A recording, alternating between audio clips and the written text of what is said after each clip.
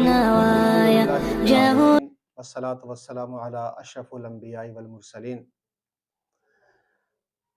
मुहतरम नाज़रीन, अस्सलामु अलैकुम व रहमतुल्लाहि व बरकातुहू। ख़ुसूसी रमज़ान ट्रांसमिशन के साथ द लेजेंड इंस्टीट्यूट स्टूडियो से आपका मेज़बान महमूद हुसैन डोगर हाज़िर खिदमत है। रमज़ान अपनी पूरी रहमतों और बरकतों के साथ हम पर साया फ़िग़न है। हम अल्लाह की रहमतें अपने दामन में समेट रहे हैं। रमज़ान के जहाँ पर रूहानी फ़वाइद और समरात हैं, वहीं पर जिस्मानी तौर पर भी रोज़ा रखने से क्या फ़वाइद हासिल होते हैं। बड़ा अहम मौज़ू है। इस मौज़ू पर आज हमने गुफ्तगू करने के लिए अपने स्टूडियो में मदऊ किया है इंतहाई काबिल एहतराम डॉक्टर बासित खान साहब को। डॉक्टर साहब, आपका बहुत शुक्रिया, आप तशरीफ़ लाए। जज़ाकल्लाह खैर। नाज़रीन, रोज़े के रूहानी समरात तो हैं ही।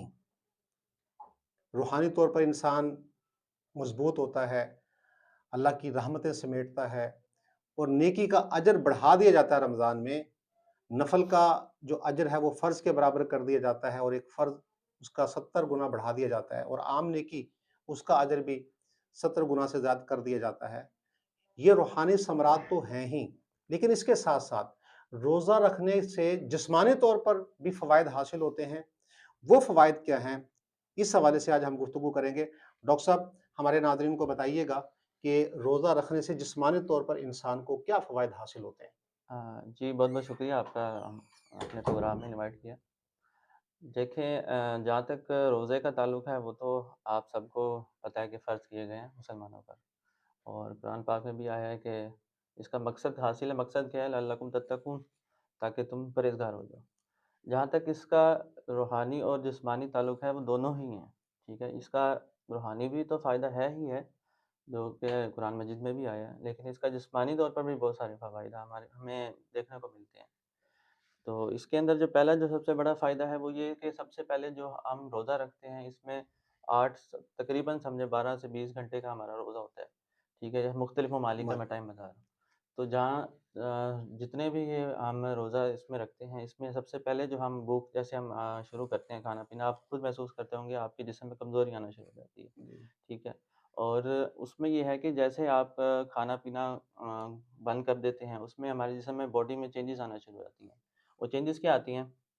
नंबर 1 आपका जो सिस्टम है, जो जिसे कहते हैं डिफेंस सिस्टम हमारे जिसमें होता है, उसमें डब्ल्यूबीसीज़ वगैरह आते हैं, जो सेल्स होते हैं, जो हमारी क़ुव्वत-ए-मुदाफ़ियत प्रोवाइड करते हैं हमें जिस्म में, जी, जी। वो हमारे स्ट्रॉन्ग होना शुरू हो जाते हैं, जिसे हम इम्यूनिटी कहते हैं आम अल्फ़ाज़ में, ठीक है? तो वो हमारी मज़बूत होना शुरू हो जाती है, माशाअल्लाह। ठीक है?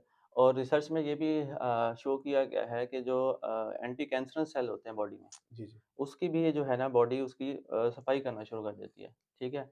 उसमें क्या होता है उसमें हमारे जिस्म में एंटीऑक्सीडेंट्स जो होते हैं वो बनना शुरू हो जाते हैं, ठीक है? जी, तो जी। वो जो है वो हमारी जिस्म में जितने भी जो आलूदा चीज़ें होती हैं, ठीक है? जो वेस्ट मटीरियल होता है, उसकी हम जो है वो सफाई होना शुरू हो जाती है, एग्ज़ॉस्ट होते हैं वो। एग्ज़ॉस्ट होना शुरू हो जाती है। तो एक तो ये फ़ायदा है, ठीक है?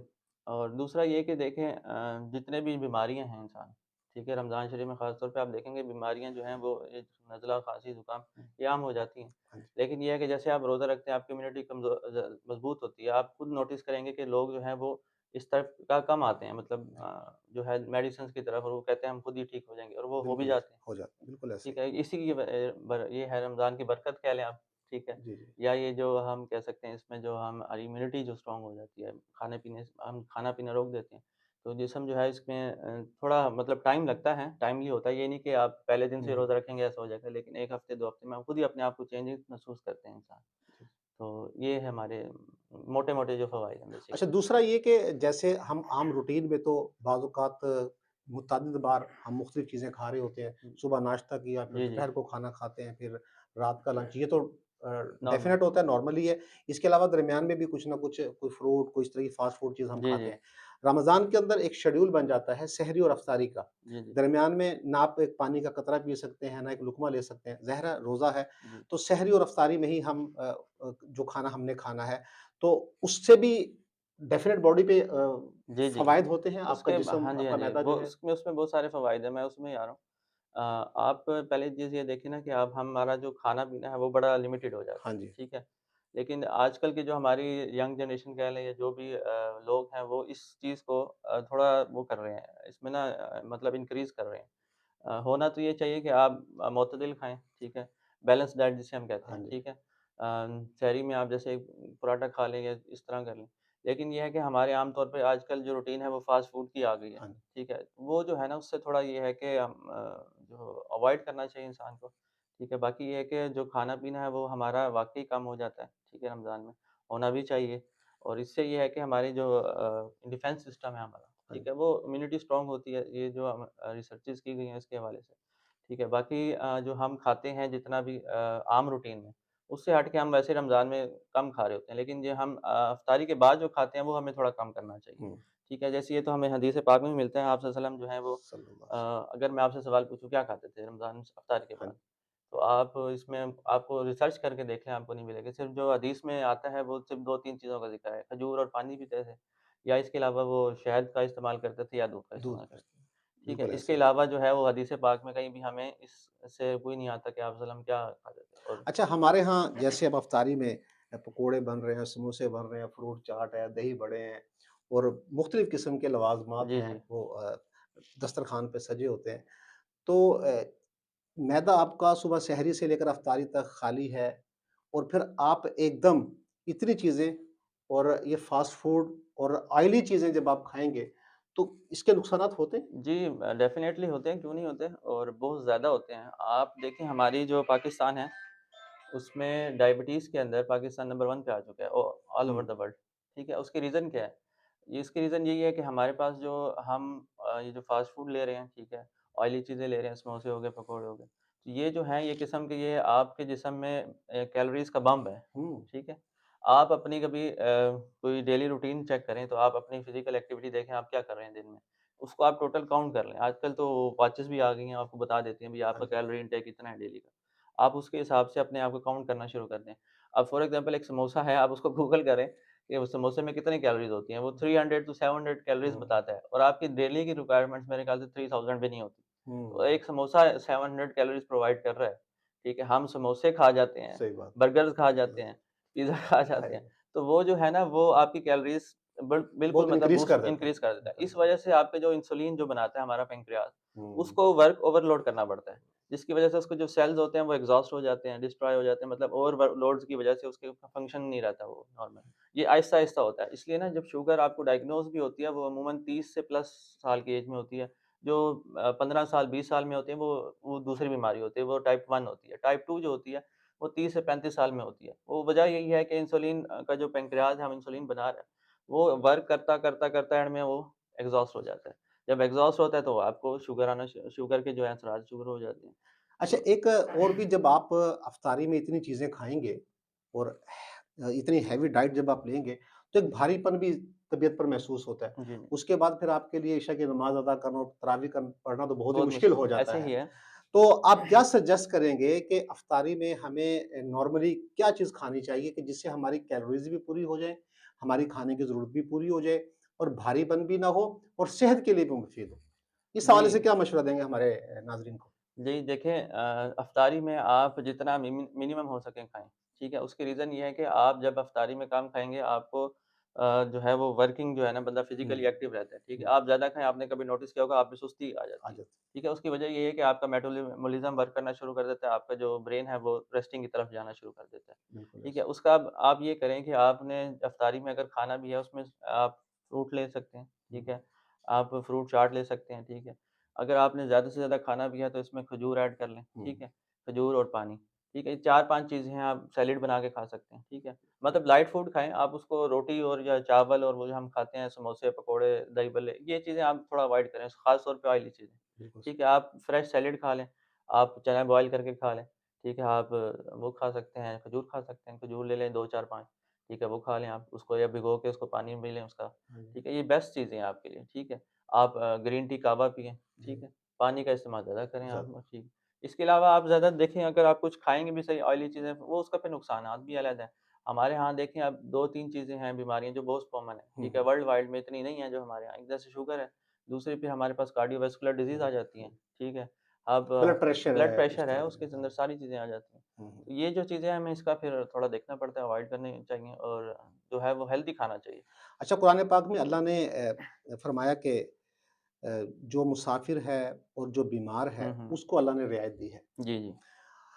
तो मरीज़ से क्या मुराद है? हमारे यहाँ अमूमी तौर पर हम देखते हैं कि सर में थोड़ा-सा पेन हुआ, तो रोज़ा छोड़ दिया। हुँ, हुँ। थोड़ा-सा बुखार हुआ, रोज़ा छोड़ दिया। तो आप डॉक्टर हैं, तो डॉक्टर होने की हैसियत से मरीज़ किसको कंसीडर किया जाएगा कि जो जिसको रोज़े की रियायत होगी? देखिए, जिसको हम जो फ़ीवर काउंट करते हैं ना, आप तो 99 भी अगर होगा तो टेम्परेचर हम उसको फ़ीवर काउंट नहीं करते, हुँ, अपने उसमें मेडिकल टर्म में। हम हुँ, फ़ीवर काउंट करते हैं 100 पे, हुँ, हुँ, 100 और 101 101 से। तो अगर किसी को 99 फ़ीवर है और वो समझता है कि मेरे अंदर इतनी ताकत है कि मैं रख लूँगा रोज़ा, हुँ, ठीक है? हुँ, बाद औक़ात फ़ीवर 99 भी होता है, फिर वो बढ़ भी जाता है, हुँ, हुँ। ठीक है? अगर आपको लगता है कि आपको वाक़ई ही फ़ीवर हो रहा है, बुखार हो रहा है, जिस्म आपका साथ नहीं दे रहा है, इंसान को खुद ही अपनी कैफ़ियत पता होती है। हाँ जी। तो आप रोज़ा छोड़ सकते हैं उसमें, ठीक है? शरीयत ने आपको इजाज़त दी है और जो मुसाफ़िर हैं वो भी छोड़ सकते हैं इसीलिए, ठीक है? लेकिन हमारे यहाँ ये भी प्रैक्टिस देखी गई है कि जिसको 103 का भी बुखार हो वो भी कहता है मैंने रोज़ा रखा है। हुँ, इस तरह के लोग भी आपको मिल मिल जाते हैं। जाते हैं, बिल्कुल ऐसा। लेकिन ये देखिए शरीयत ने आपको इजाज़त दी है कि आप रोज़ा छोड़ सकते हैं। तो आपको अगर ऐसा आपके जिस्म आपका साथ नहीं दे रहा, आपको ऐसा फ़ील हो रहा है कि आपको फ़ीवर है या कोई उल्टी वग़ैरह आने का खदशा है, आपको हो रहा है ऐसे महसूस तबीयत ठीक नहीं है, आपके साथ नहीं दे रही, तो आप रोज़ा छोड़ सकते हैं। ये शरीयत ने जब इजाज़त दी शरीयत ने रुख़्सत दिया तो रुख़्सत से फ़ायदा फ़ायदा उठाना उठाना चाहिए, चाहिए। बजाए इसके कि आप ज़बरदस्ती एक प्रैक्टिस ऐसे ही करें, है। एक अमल करें और फिर बाद में उसके आपको जिस्मानी तौर पर जी, नुकसानात का भी ऐसे ही है। सामना करना पड़े, तो रुख़सत उससे फ़ायदा उठाना चाहिए। अच्छा डॉक्टर साहब, जैसे आपने ज़िक्र किया कि पाकिस्तान इस वक़्त शुगर में, डायबिटिक के अंदर दुनिया में टॉप पर है। जी, जी। सबसे ज़्यादा पेशेंट हमारे यहाँ हैं और तादाद इंक्रीज़ हो रही है, मुसलसल हुँ, बढ़ रही है। और अब तो ये सूरत-ए-हाल भी आ रही है कि बाय बर्थ बहुत से बच्चे हमने देखे कि जिनको शुगर है। और इसी तरह यंगस्टर्स की, नौजवानों की एक बहुत बड़ी तादाद है जो शुगर में इन उस पेशेंट बन रहे हैं शुगर के। हालाँकि ये एज ऐसी है जवानी की कि इसमें तो बंदा खेलता-कूदता है, भागता-दौड़ता है, बीमारी तो वैसे इम्यून सिस्टम बड़ा स्ट्रॉन्ग होता है, बीमारी हुँ। करीब नहीं आती, लेकिन एक नौजवानों की बड़ी तादाद जो है वो शुगर पेशेंट बनती जा रही है। उसमें बहुत सी रीज़न्स हैं, जैसे आपने अब ज़िक्र भी किया कि फ़ास्ट फूड है जो फ़ेवरेट फूड है हमारे नौजवानों की और उसको इस्तेमाल कर रहे हैं, तो उससे भी ये बढ़ रही है। रमज़ान में शुगर जो पेशेंट्स हैं, उनको बहुत सी मुश्किलात का सामना करना पड़ता है। तो उस हवाले से आप क्या तजवीज़ देंगे जो शुगर पेशेंट्स हैं, कि वो अगर रोज़ा रखना चाहें, तो कैसे रखें और किस तरह अपनी डाइट का वो ख़्याल करें? अच्छा, इसमें ना 2-3 बातें हैं। एक चीज़ शुगर की ना 2 अक़साम हैं, ठीक है? जैसे आपने बताया बच्चों को भी हो रही है यंग जो अर्ली डायबिटीज़ जो है वो हमें डायग्नोज़ होती है, शुगर जिसपे कहते हैं। वो जो यंग पेशेंट हैं ख़ास तौर पे 15 साल के, ठीक है? हाँ जी। उनको हम टाइप 1 में कहते हैं, वो होती है जेनेटिक्स उसमें जेनेटिक्स मतलब वालदैन से वो मौरूसी होती है। हुँ, हुँ। जो टाइप 2 है जो हमारे यहाँ कॉमन है वो मोस्टली होती है 30 प्लस के बाद हमें डायग्नोज़ होती है। हुँ, हुँ। तो इसमें अब बेसिकली जो टाइप 1 होती है वो तो हमेशा पूरी ज़िंदगी इंसुलिन पे ही रहता है, हुँ, ठीक है? हुँ। उसको हम टैबलेट्स वगैरह कुछ नहीं देते क्योंकि उनका पैनक्रियाज़ इंसुलिन ही नहीं बना रहा होता। हुँ, हुँ। जो टाइप 2 होते हैं उनका इंसुलिन सेक्रीशन तो हो रही होती है कुछ ना कुछ, लेकिन इनफ नहीं होती कि बॉडी उसको कंपनसेट कर सके। इसलिए जी। हमें फिर उनको एक्सटर्नल इंसुलिन देनी पड़ती है या हमें फिर टैबलेट पे रखना पड़ता है। अब मसला आता है रमज़ान में कि भाई हम करें क्या? हुँ, हुँ। ठीक है? तो इसका ये हल है कि आप सहरी में जो है वो अपनी जो अगर आप सुबह-शाम लगा रहे हैं इंसुलिन, तो सहरी में जैसे आप करते हैं सहरी में जितने यूनिट लगाते हैं वो लगा लें। या अगर आप मेडिसिन खा रहे हैं तो वो मेडिसिन खा लें और उसके बाद आप सहरी कर लें। एक तो ये हो गया। एक है बीच में जिसको 3 टाइम शुगर लग रही है, ठीक है? तो उसमें ये होता है कि हम जो मतलब अगर आप मॉर्निंग में भी लगा रहे हैं, इवनिंग में भी लगा रहे हैं और नाइट में भी लगा रहे हैं, तो उसमें ये होता है कि आपको डोज़ एडजस्ट करने की ज़रूरत पड़ जाती है। वो आप फिर अपने जो डॉक्टर्स हज़रात हैं जिससे भी आप रहे हैं, आप उसकी इंसुलिन एडजस्ट करवा लें, मॉर्निंग और इवनिंग की करवा लें। वो है कि आप उसमें आप नाइट वाली छोड़ दें, आप उसमें सहरी और इफ्तारी में जो है वो इंसुलिन एडजस्ट कर सकते हैं। उसकी डोज़ होती है, मिसाल के तौर पे आप पहले 40 यूनिट्स लगा रहे थे, ठीक है? आप उसको एक्सटेंड कर दें, 45 कर लें। इस तरह होता है अगर आप 20 यूनिट लगा रहे हैं 30 यूनिट फिर वो एडजस्ट करनी पड़ती है उनके अकॉर्डिंग टू वेट और उसके वाले हिसाब से। फिर वो उस हिसाब से वो उनका भी एडजस्ट हो जाती है, कोई इस तरह मामला नहीं है। बहुत शुक्रिया। ये थे डॉक्टर बासित खान साहब जो रोज़ा और इंसानी सेहत इस हवाले से गुफ्तगू कर रहे थे। नाज़रीन, जिस तरह रमज़ान के रूहानी फ़वाइद हैं, बरक़ात हैं, रोज़े के रूहानी समरात और फ़वाइद और बरकतें हैं, वहीं पर रोज़े के जिस्मानी तौर पर भी बड़े फ़वाइद हैं। जैसे डॉक्टर साहब ने ज़िक्र किया कि जब इंसान रोज़ा रखता है, तो उसका इम्यून सिस्टम स्ट्रॉन्ग होता है। कुव्वत मुदाफ़अत उसकी मज़बूत होती है और वो कुव्वत मुदाफ़अत जितनी मज़बूत होगी, इंसान बीमारियों से उतना महफ़ूज़ रहेगा। हमारा एक प्रॉब्लम ये भी है कि हमारा जो इम्यून सिस्टम है, वो दिन-ब-दिन कमज़ोर होता जा रहा है। हमारी डाइट इस तरह की है, हमारा माहौल इस तरह का है, हमारा टेम्परेचर इस तरह का है कि जिससे क़ुव्वत मुदाफ़अत कमज़ोर हो रही है, जिसकी वजह से एक बड़ी तादाद पेशेंट्स की हमें नज़र आती है, हॉस्पिटल हमारे भरे हुए नज़र आते हैं। तो रमज़ान एक बेहतरीन प्रैक्टिस है, रोज़ा एक बेहतरीन प्रैक्टिस है कि आप इसके ज़रिए अपने इम्यून सिस्टम को स्ट्रॉन्ग करते हैं, अपने इम्यून सिस्टम को मज़बूत बनाकर बहुत सी बीमारियों से आप महफ़ूज़ हो सकते हैं। लेकिन उसके लिए सबसे ज़रूरी चीज़ जो ये है कि आप इफ्तारी में अपनी खुराक का ख़ास ख़्याल रखें। तली हुई चीज़ें और ये फ़ास्ट फूड टाइप चीज़ें इससे अवॉइड करें। सादा ग़िज़ा लें, पानी का इस्तेमाल ज़्यादा करें, लिक्विड ज़्यादा इस्तेमाल करें, फ्रूट का इस्तेमाल करें जो नेचुरली ग़िज़ा है।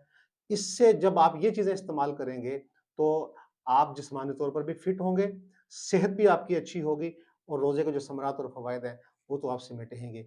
अपना बहुत सा ख़्याल रखिएगा, अपने मेज़बान को इजाज़त दीजिएगा। अस्सलामु अलैकुम व रहमतुल्लाहि व बरकातहू।